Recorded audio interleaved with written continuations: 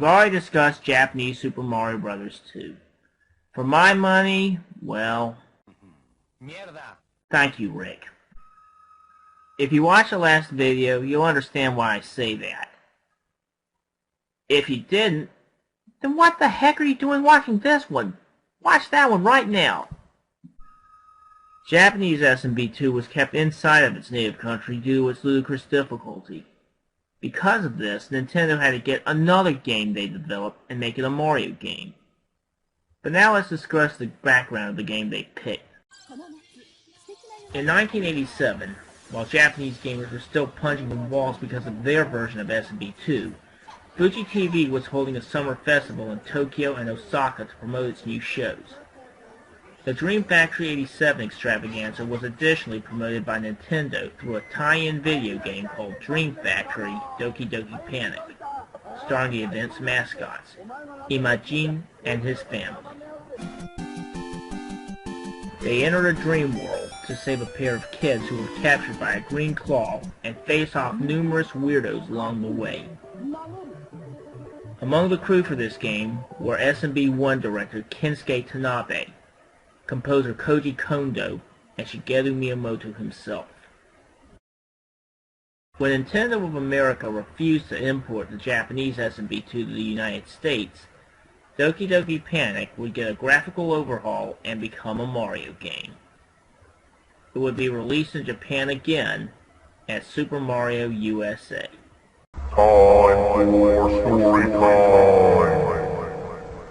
One night, Mario has a dream about finding a staircase leading to a land called Subcon. Subcon is terrorized by a group of ruffians called the 8-Bits. Mario is needed to defeat their leader, a vegetable-hating monster called Wart. The next day, Mario goes on a picnic with Luigi, Peach, and Toad. Soon the party finds a cave with a staircase from the dream. They enter the door, and the game begins.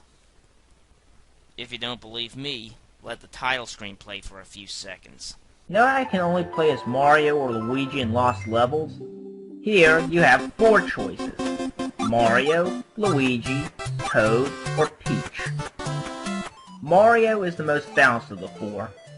Luigi is the highest jumper. Toad is the fastest at running and picking up stuff. And Peach can float in the air for 1.5 seconds. As you can imagine, the Indo-Arabian atmosphere of Doki Doki Panic was retained, along with the game's enemies. Shy Guys, Tweeters, Snippets, Bombs, Ninjas, and more. You can't beat them just by jumping on them in this game. You'll need to uproot vegetables and toss them. Can't find a vegetable? Use another enemy.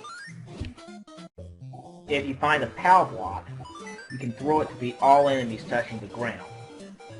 After beating a certain amount, a heart will float to replenish your health. Yes, this is the first Mario game with a health meter. Want to increase your health meter? If you uproot a magic potion and throw it, a door to subspace will appear. If it came down in the right spot, you can find a mushroom to increase your maximum health. Uproot grass in subspace to get coins for the slot machine bonus where you can play for 1-ups. I have no advice for the slots aside from mash buttons and pray that the first symbol will be a cherry. Speaking of cherries, they're scattered throughout most of the levels. Collect 5 for a Starman, but be warned. If you're playing World 7-2, they'll show up in the walls, where they're barely accessible. That drawback aside, Starmen are easier to find in this game than in the previous one. You get new bosses to fight as opposed to a string of phony Bowsers. Bomb-chucking Mousers, fire-breathing Triflies, the annoying Fry Guy, and Claw Grip, replacing Doki Doki's Panic's third Mouser battle. This game also marked the debut of staple Mario character Birdo. And uh-oh! We've entered into some controversial territory. In the instruction manual, it says that Birdo was a gender-confused boy who wanted to be a girl named Birdetta, in spite of the fact that he spits out eggs. Whether or not the character is a boy or a girl has become the major point of interest about the character. In the commercial for the Japanese release, for instance, Birdo was depicted as a male crossdresser. Later, the gender mystery became a whole side quest in Captain Rainbow.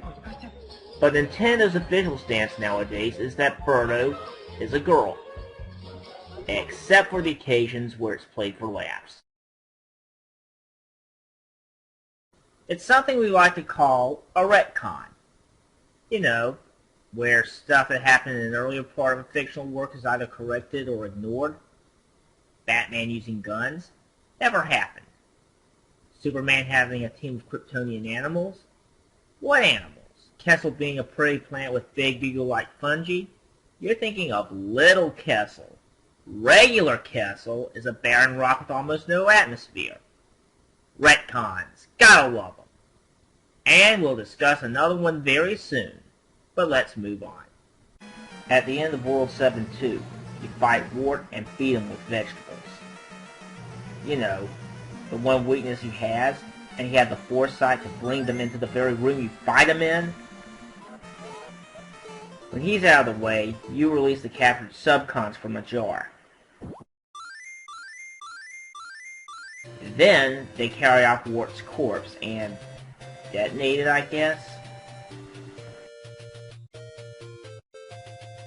Then it's revealed that this whole game was a dream Mario was having.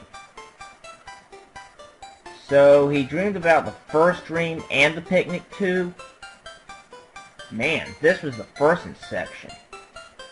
Eventually they did fight Wart again in BS Super Mario Bros. USA, where it turned out that Subcon was real after all.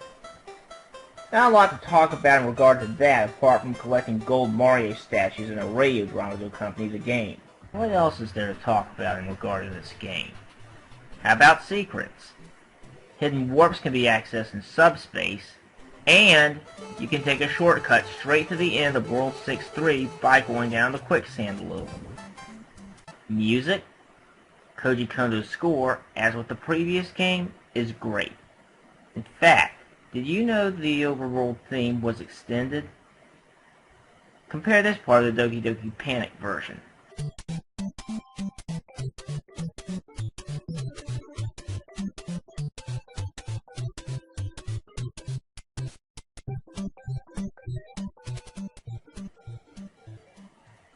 Now the Mario version.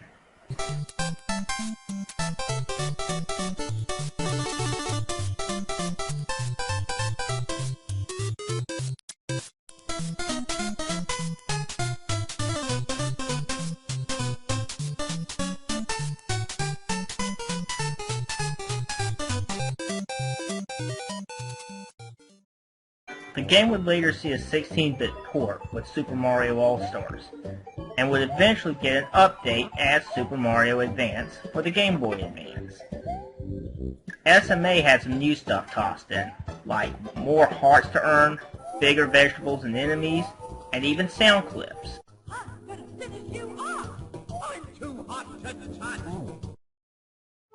People often like to hate on this game because of the sole fact that it was a retooled Doki Doki Panic. But you want to see someone who thinks it's the best Mario game out there? That's right, Miyamoto himself. As far as he's concerned, the reskin is a more fun experience than Lost Levels. Others at Nintendo shared similar opinions.